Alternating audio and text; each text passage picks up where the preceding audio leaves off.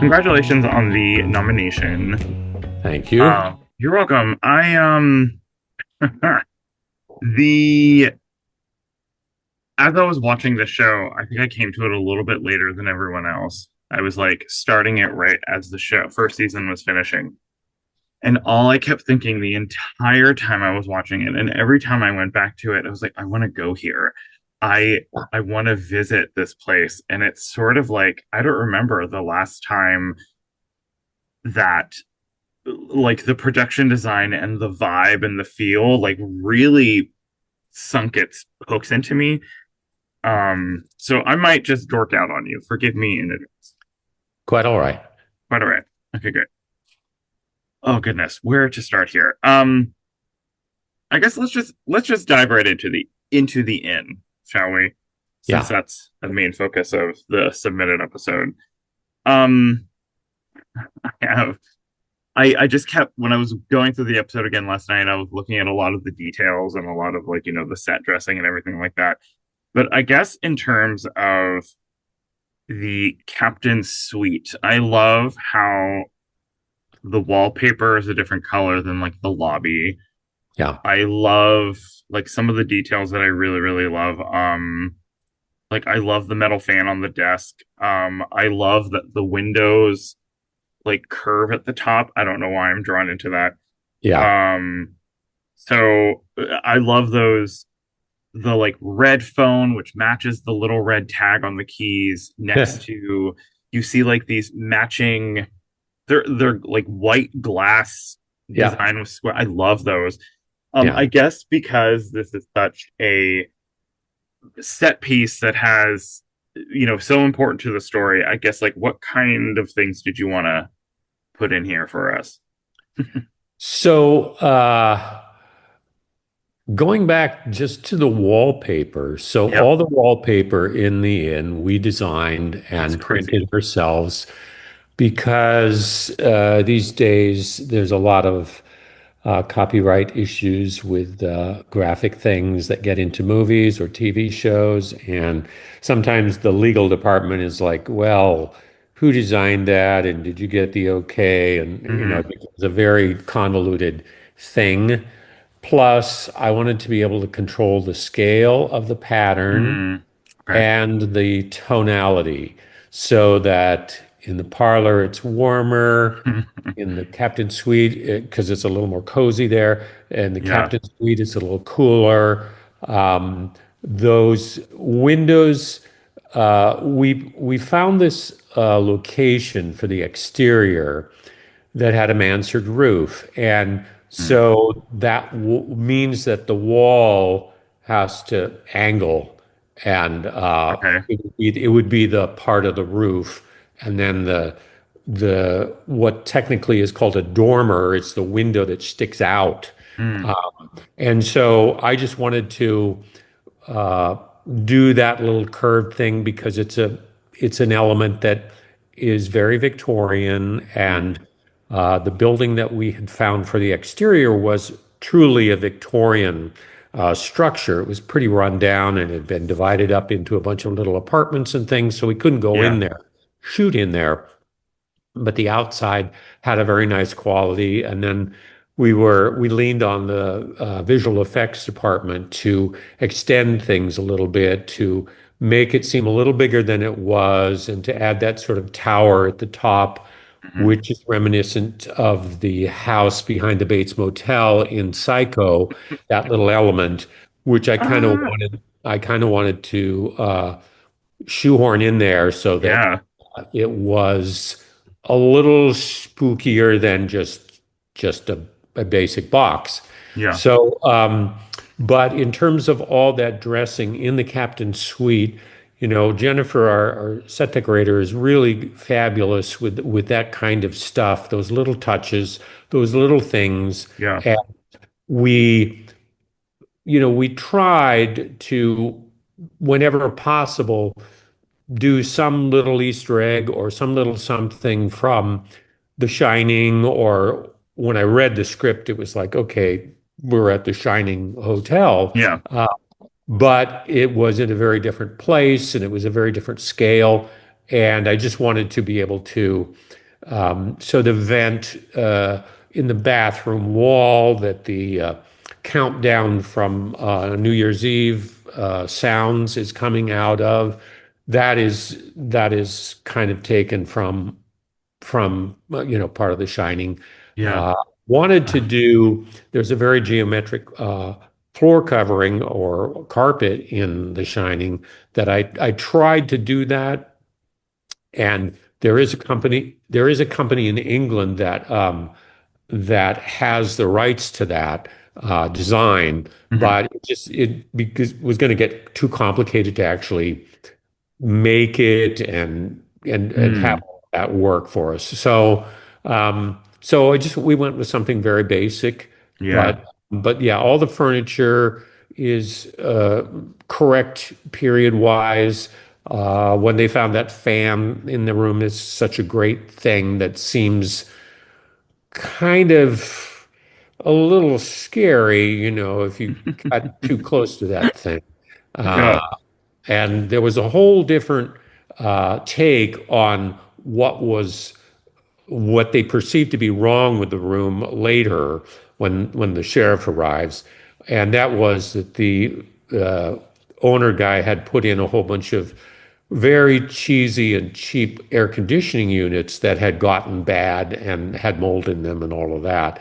But that was a God. complicated thing, and it was a little bit hard to sell. So we just did the sort of the Barton Fink wallpaper that peeling away that has mold underneath it, and Yeah. uh, and I really love doing Victorian stuff. Yeah. Uh, my grandparents lived in a very Victorian house on this island that I'm on right now, Mm.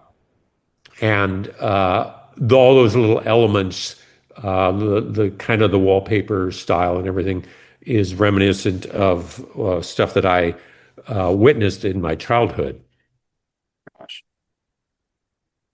Wow. Yeah, I found like a an article online. It may have even been a video. It was when I was trying to do a deep dive on the production design, when I was like seeing, I think it was differentiating like this is the interior of the location. This is where we found the location. This is like what the exterior looks like. And it's sort of like I don't know why my mind was so blown by that. Like the sort of character that each of these buildings has, whether it's like, the whiteness of the church or Mhm. I don't know, there's something all about everything here that every single detail it feels so the details, the sconces, the like even going down to like the gold. I think it's like a whale figurine on the side of the TV in the captain's suite. I was like, Yeah, it's so. I can imagine the person in charge of the inn being like, "This would be perfect for here." And I don't know. yeah. It's nothing ever seems frivolous or just there to be there, which I absolutely adore. Yeah, that's kind of a big thing.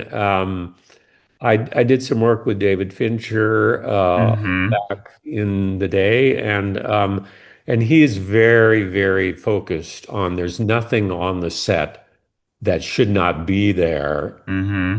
There shouldn't be anything that doesn't have a reason to be there.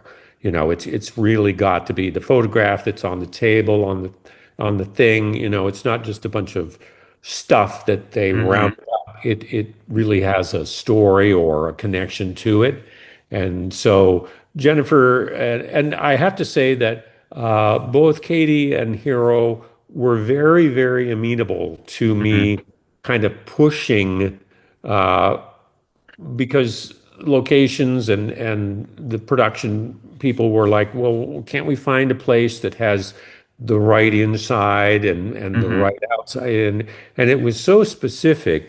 Katie's screen directions are so specific about exactly what has to be where and Hmm. has to happen that I knew we weren't going to find the corridor with the two rooms that were Oh, right. adjacent, and then that there's the maid's closet and all these other things that I knew we were going to want to have. Hmm. So I convinced them, let's just build this thing, and then Yeah. complete control. We did mirror it on the exterior that we ended up using, but Hmm. that was just a point of taking off from that point. So Oh yeah. Yeah, I gotta say, if I would just to throw it out there, Mindhunter is one of that show. Huge fan. Everyone on our site is a huge fan of. again, that was again when you have the people who are really running the show, like Hmm. Dave, and they are in sync with you, then you get to do stuff that, like, I've been doing this for a really long time, Hmm. that you really want to do, and there's no battle about, well, what can't we just have a something that you get on the corner here? Yeah, It's yeah, really specific, and so both Hero and Katie were and the producers were great with. Once I finally convinced them, this is the way I think it should be, yeah. Wow. then that helps. Yeah, that totally. Yeah, I could see that. Um, I wanted to say something about uh Barnabas's, if Yeah. you will. I love, and this is probably also a compliment to the DPs that worked on the show. For some reason, I really loved how the steps to come down into the main space sort of almost feels like a little bit of a stage. Like every time the door opens, it feels like everyone is trained to turn and look at who is supposed to come in. It feels like, You're referring to the salty whale. oh, Southsea Whale, sorry, excuse me. Yes. Yes. Um, I Yeah. I I I made a love that. I made a conscious effort because it was going to be a large set, Hmm. and our other bigger sets like the town hall interior and some of the other interiors, we were going to be able to see out the window or have a sense that we're not on the floor, on the ground, Hmm. you know? So we tend to build things up on platforms when that is necessary, when you're going to see out, when you want something out the window and all that. And to put a platform under that whole set would be a really big expense. Mm. And I also wanted, there was originally when in the first episode where Tom is in there with the reporter and he starts freaking out a little bit and he needs to make a phone call. There was, it was originally written that the phone was behind the bar. And so I Mm. wanted some steps for him to have to go down to get to the phone and then come back up again to where the reporter was. So that's where that initially came from. But then Mm. I decided, okay, let's have some steps down to what could be the dance floor for the Beach Reads episode, and then Mm. the bar is on the very ground level, and the kitchen, and then the men's and women's are on the very lowest ground level, and then everything kind of steps up. So it gives you. It's also a large space, but it gives you some way to layer a little bit because you're Yeah. on different levels. And what we ended up doing was the entry, that upper level was sort of the nicer part of the restaurant with tablecloths and, this is sort of more special. And then Hmm. the lower level with people sitting around just drinking drinks and whatnot, that was no tablecloths and more informal. So there were a Oh, couple of wow. areas there. I mean, it reminds me of how, like, I have a theater background, so it was sort of like when you're, especially, there are a lot of scenes, especially when we're at that bar where there's obviously a lot of people there. So I mean, it Yeah, really also helps to add different levels and it helps with the yeah, blocking. And I thought that was really great. yeah. I Um, have a very, very long theater background previous to my mm, TV and film world. So yeah, I did all of that. makes sense. Makes sense. Um, I also just to say about the town hall, I heard you say something about it once in another interview about how um the town hall was obviously built at a certain time, but the last time it was renovated was probably in like what the 50s. Yeah, And I don't know. I just love thinking about I love thinking about like the colors of the walls yeah, and how maybe that was like a different that must have been like really cool cutting edge at the time, but now it sort of has this sort of historical stuck in the past kind of quality. yeah. Um I left in that space or put in that space little pilasters that go down to divide sections of the wall mm, from would have been an earlier, what the original space would have been. And then mm-hmm, they just came and put paneling over some of that, and some mm, of it still exists. So, yeah, okay. Um to go back to the inn in terms of like the parlor slash lobby, I guess you would say. yeah, For some reason, I like this might be just a dorky thing that I love about old historical hotels. Like I love the where all the keys are hanging and you yeah, can see the keys. I love that. It reminds me of Psycho. yeah. Uh, I love things like that.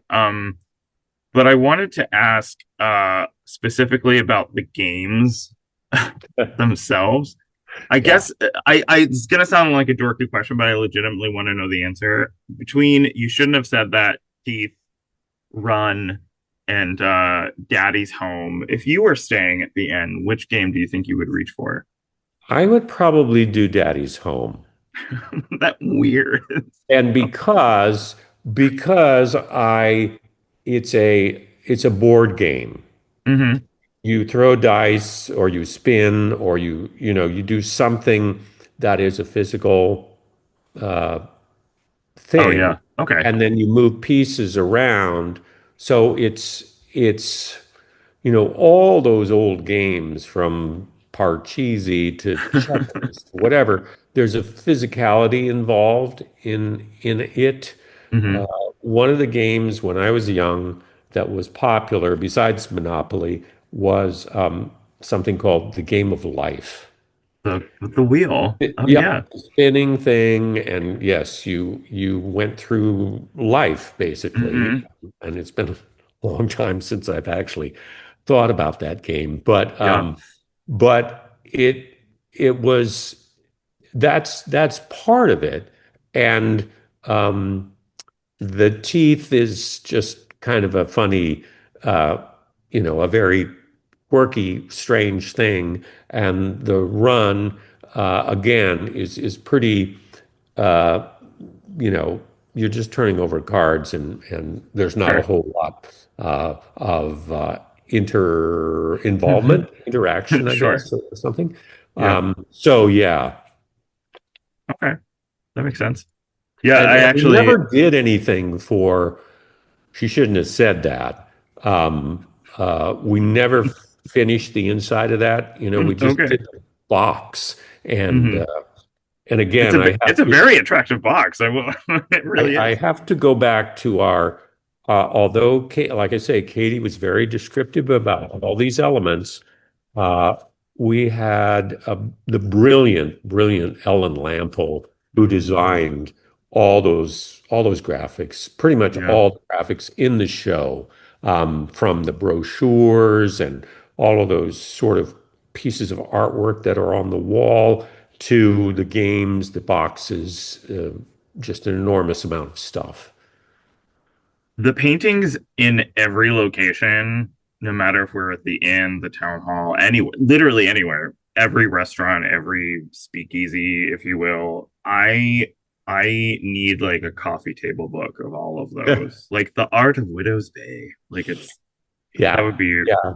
We very we specific. we very I had when I was growing up on around this. I wasn't growing up on this island, but I was nearby.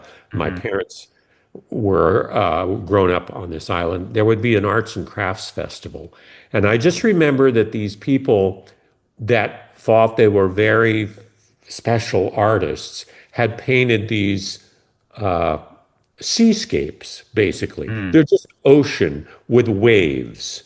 And they somehow had developed the spray, the wave that's crashing and all of that. And they thought boy, I've got art here. And so Mm. Mhm. we did a bunch of those in the Salty Whale Yeah. because I just thought that they would have these as art that they had kept all of these years because it's sort of stupid, really, Yeah. but God. it That. has its place. It's not a velvet Elvis painting. But it has its own little niche in the Mm. art, in the world of art. Yeah. Absolutely. Oh wow. Um. Thank you so much for your time. This nomination, as it does you, it thrills me because it's so there. I assume on another show would have made Widow's Bay, even with all the horrific elements, like almost I don't want to say cutesy, but almost Yeah. like kitschy Hmm. to a certain degree. But I think what you and your set dressers and everyone in the art department did here, it strikes such like an impossibly delicious balance. And I want to go and stay there. So I Yeah. said it before and I'll say it again. This is the best travel brochure I could possibly have. So thank you for your time. Congratulations again on the nomination and just have a good rest of your day. Thank you. Thank you. I had a great moment this morning when a friend of mine sent me the Variety review for Coyote versus Acme, which is coming out at the end of the Oh month. yeah, yeah. And it was a glowing review. So I'm super happy about that. Great. Yeah. Congratulations on that too. I cannot wait to see that. All right. Well, have a It'll good be rest of good. your day. Yeah. Okay, you Thank too. you. Bye. Bye-bye.